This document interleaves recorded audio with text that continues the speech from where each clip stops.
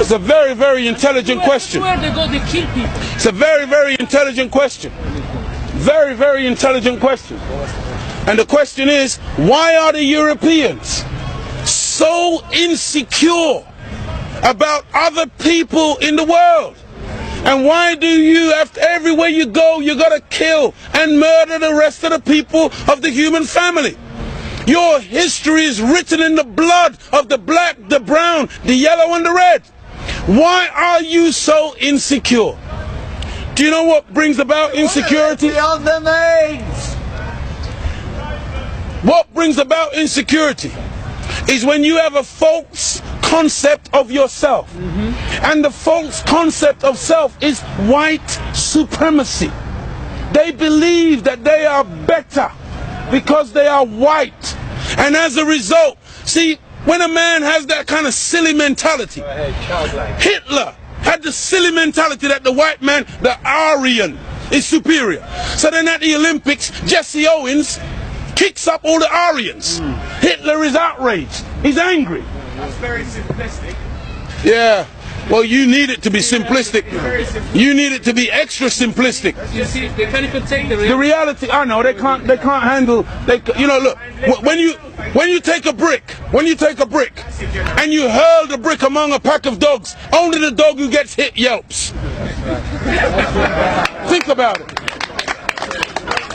You hear a lot of barking. A dog just got hit by a brick. It's very simplistic because it's not complicated. The white man pushing white supremacy. That's why they would cut off our penis when they would lynch us. Penis envy.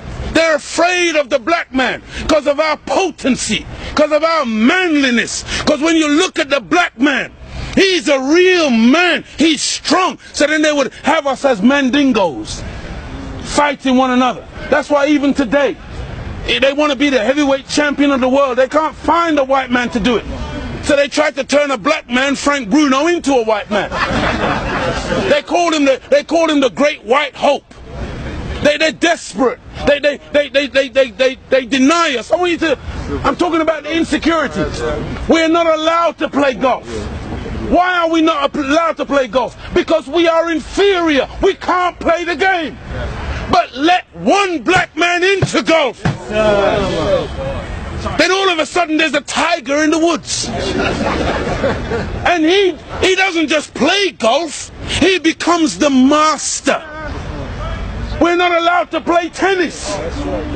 Let black people into tennis. We go straight to Wimbledon and win it in 1935. A black woman. Now, Venus and Serena, they run out of opponents. They have to play each other. The white people cannot compete on an even playing field. They let us into athletics. You can't run like us. You let us into any field of endeavor, we dominate it.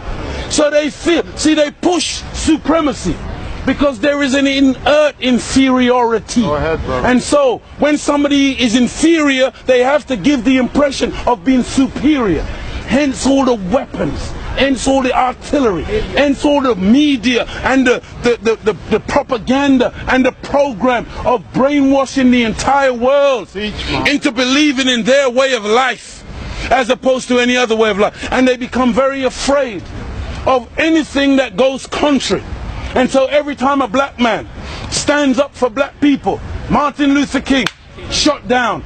Malcolm X, shot down. Patrice Lumumba, shot down. Steve Biko, shot down. Everyone. Nelson Mandela, they locked him up for 27 years.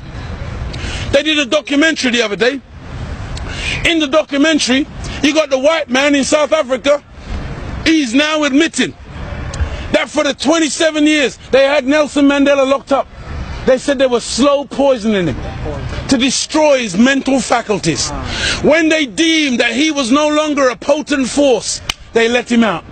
Now they let him out and they get children to play music and they say, Nelson dance. And they show the world the great statesman, Nelson Mandela. Nelson Mandela, whose wife, Winnie Mandela, a warrior queen, kept his name alive and kept the struggle going for 27 years. Nelson comes out, they slander her name. Nelson leaves her. Now they target Winnie, because Winnie, when Nelson came and shook Margaret Thatcher's hand, went and shook Reagan's hand, Winnie said, I'm not shaking their hand.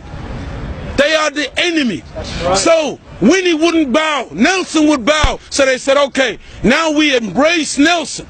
Give him to the world as the great statesman. Look, he's wonderful. Look, he smiles with everybody. He dances. Because that's how you like to see the black man. Dancing.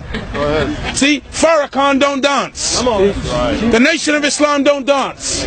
We're soldiers. Right. You don't like to see a black soldier because you think that your armies are so great. You ain't seen an army till you see the black man's army. That's right. You ain't seen discipline. See, you're afraid of the Nazis. You talk about the Nazis and their jackboots. You ain't seen marching yet. When you see the black man when he mobilizes, and you have never taken us on no battlefield. Never. You have only ever defeated black people via stealth, via divide and rule, via feigning friendship and coming in and then destroying us from within. That's over. That's why you don't see none of you in this circle. That's right. It's now very clear. It's now very black and white. We no longer are asking for acceptance. We no longer are asking you, love us. Can't you see we're human beings too? No, now we say, get thee behind me, Satan.